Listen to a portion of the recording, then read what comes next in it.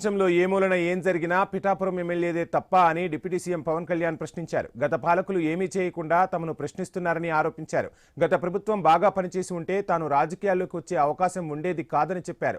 పిఠాపురంలో ఏం జరిగినా ఏదో జరిగిపోయిందని ప్రచారం చేస్తున్నారని ఆగ్రహం వ్యక్తం చేశారు. సోషల్ మీడియాలో తప్పుడు ప్రచారం చేయొద్దని చెప్పారు. విపక్ష సభ్యుల నియోజకవర్గాల్లో ఏం జరుగుతోందో ఎవరికీ తెలియదని అన్నారు. పిఠాపురంలో 100 కోట్ల అభివృద్ధి జరుగుతోందని పవన్ స్పష్టం చేశారు.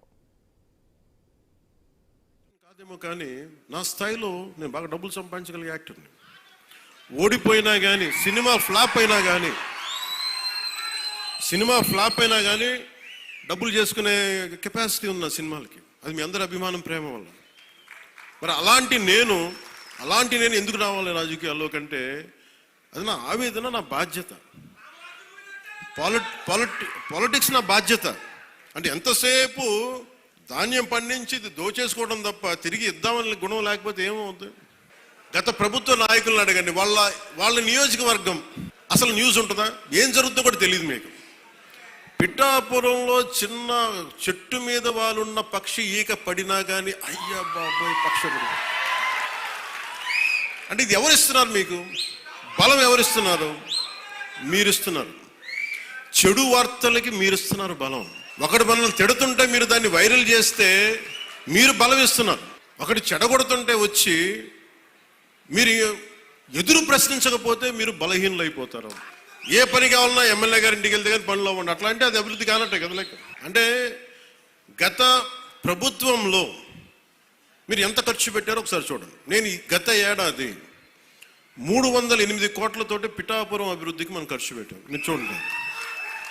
అలాగే ఇప్పుడు 200, అది దాదాపు 60-70% పనులు అవుతున్నాయి, అయిపోయినాయి. ఇంకా 30% మిగిలినాయి. ప్రాబబ్లీ టార్గెట్ ఇచ్చింది మార్చికి అయిపోవాలి. ఇప్పుడు మనం 211 కోట్లతోటి అదనపు అభివృద్ధి కోసం మనం ముందుకు తీసుకెళ్తాం. 26 కోట్లతోటి ప్రారంభమైనవి, మన పని పూర్తయినవి, ప్రారంభోత్సవాలు చేశాం. సో ఇది సంస్కృతి మూలాల్ని పరిరక్షించడానికి, మర్చిపోకూడదని చెప్పడానికే ఈ వేడుక ఈ రోజున పీఠిక. ఇది మొత్తం రాష్ట్రంలో ప్రతి నియోజకవర్గంలో ఇది అవ్వాలి. ఇది మనకి గోదావరి జిల్లాలో సంక్రాంతి కోడిపందాలు ₹1 చేతులు మారుతాయి అనే మాట పోవాలి. సంక్రాంతి నుంచి భోగి మంటల్లో కలిపేయాలి. సరదాగా చేసుకుంటారో ఏం చేసుకుంటారో అది వేరే, కానీ అది మట్టుకు ప్రత్యేకంగా కనిపించకూడదు. ఇది ఆప్యాయతానురాగాల గురించి, పంచే మనస్తత్వం గురించి చెప్పుకోవాలి. ఇందాక మనం చూసిన హరిదాసు కీర్తనల గురించి చెప్పుకోవాలి. గరగ నృత్యాలు, గంగిరెద్దులాటలు, కోలాటలు, భజనల గురించి చెప్పుకోవాలి. అలాగే నవతరానికి మన సాంప్రదాయాల విలువల గురించి, కళారూపాలు, సృజనాత్మక ప్రక్రియల గురించి తెలియాలి.